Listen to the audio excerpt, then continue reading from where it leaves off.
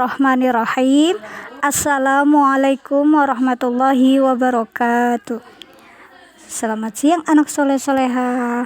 Bagaimana, sudah sholat zuhur belum hari ini? Mudah-mudahan semuanya sudah sholat zuhur ya. Baik anak soleh-soleha, mari kita lanjutkan pelajaran kedua, yaitu pelajaran tema. Silahkan anak soleh-soleha buka buku paket tema 7 yang seperti ini ya. Judulnya benda, hewan, dan tanaman di sekitarku. Ingat, kita sudah mulai memasuki tema 7. Silakan dibuka halaman 1. Pembelajaran 1. Ada banyak benda di sekitarku. Ada manusia, hewan, dan tumbuhan. Ada juga rumah, sepeda, mobil, dan benda lainnya. Ada benda ciptaan Tuhan, ada juga benda buatan manusia, ada benda hidup, ada benda tak hidup. Kita memanfaatkannya setiap hari. Kita wajib bersyukur kepada Tuhan atas ciptaannya. Kita juga berterima kasih kepada sesama kita atas karya-karya yang dibuatnya. Gunakan dan peliharalah benda-benda tersebut. Dengan benda-benda tersebut, hidup kita lebih mudah. Nah, ingat anak soleh-soleha, ada benda hidup atau makhluk hidup, yaitu manusia, hewan, dan tumbuhan. Ada juga buatan manusia seperti kendaraan, rumah, sepeda, dan lain sebagainya, yaitu yang tak hidup. Lanjut, Udin dan teman-teman pergi bersama ke sekolah. Mereka mengenakan seragam dengan rapi dan lengkap. Topi termasuk bagian dari seragam yang harus dikenakan. Topi dan seragam merupakan contoh benda tak hidup. Apakah kamu suka mengenakan topi? Kalau suka, tulis suka. Tahukah kamu lagu Topi Saya Bundar? Siapa yang masih ingat? Ayo kita nyanyikan bersama ya. Judulnya Topi Saya Bundar, ciptaan dari Pak Kasur.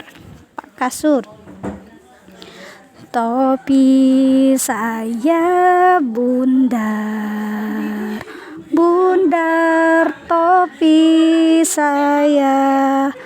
Kalau tidak bundar, bukan topi saya.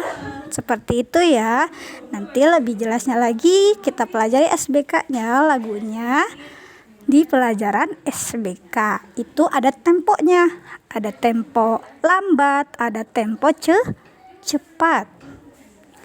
Baik, dilanjut halaman 4. Mari kita belajar mengenali benda-benda di sekitar kita.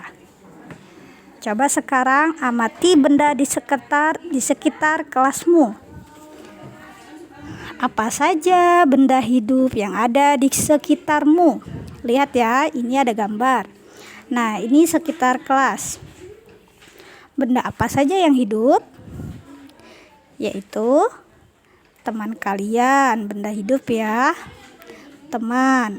Apa saja benda yang tak hidup? Kamu boleh tulis di sini. Contohnya Ibu contohkan. Papan tulis, yaitu tak hidup. Kenapa? Karena buatan manusia. Silakan ditulis. Nah, ini perhatikan gambar berikut. Ada tiang bendera, gedung sekolah, Edo, Lani, Udin, anak bebek, ikan, sepeda, boneka, mobilan, dan Garuda Pancasila. Perhatikan gambarnya ya. Kalian siapkan gunting. Kalau misalkan belum bisa, boleh didampingi dengan bunda ya. Kalian gunting halaman 5 lalu tempelkan ke sini. Kita kelompokkan benda hidup dan kelompokkan benda tak hidup. Kita lihat ya contohnya ya, benda hidup apa saja?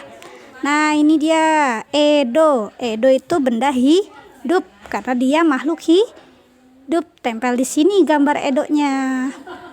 Kedua, ketiga, keempat, kelima, keenam, silahkan dicari lagi benda hidup. Dan yang sebelah kirinya yaitu benda tak hidup. Contohnya seperti apa? Nah, ini ada tiang bendera. Tiang bendera ini buatan manusia. Jadi kita golongkan benda tak hidup di nomor 1. Tempelkan di sini ya yang benda tak hidup. Baik, sekarang perhatikan di kelas. Apakah benda-benda tersebut juga ada di kelasmu? Kursi ada di kelasmu tidak? Ya, ada. Checklist.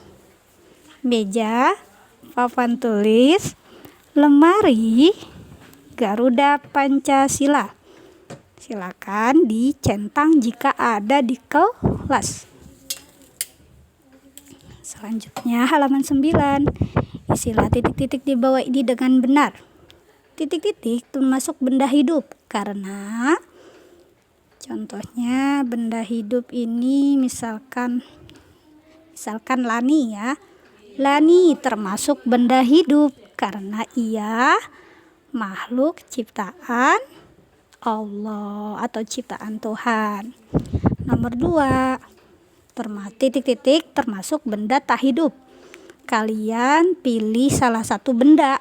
Benda apa yang tak hidup? Kalian tulis di nomor 2 karena titik-titik.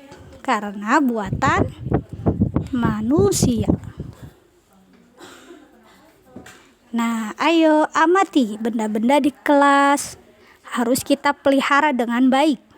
Kegiatan memelihara benda dengan baik termasuk perbuatan terpuji, yaitu perbuatan yang baik. Berikut ini adalah lambang negara kita, yaitu Garuda Pancasila. Lambang negara biasanya dipajang pada dinding kelas. Misalkan di sini ada presiden, wakil presiden. Nah, ini di tengahnya ada Garuda Pancasila. Kamu sudah mengetahui sila ke-1 sampai sila ke-3. Nah, sekarang kita akan belajar mengenai simbol dan bunyi sila ke-4 Pancasila. Gambar apakah ini? Gambar simbol kepala banteng. Bunyinya kerakyatan yang dipimpin oleh hikmat kebijaksanaan dalam permusyawaratan perwakilan. Nah, nanti jika tatap muka nanti Bu Guru tanya satu persatu ya, apa simbol dan bunyi Pancasila ke-4. Ingat, kita sudah belajar bunyi Pancasila ke-4. Baik, anak soleh-soleha, untuk hari ini tema cukup sampai di sini. Mudah-mudahan bermanfaat. Wassalamualaikum warahmatullahi wabarakatuh.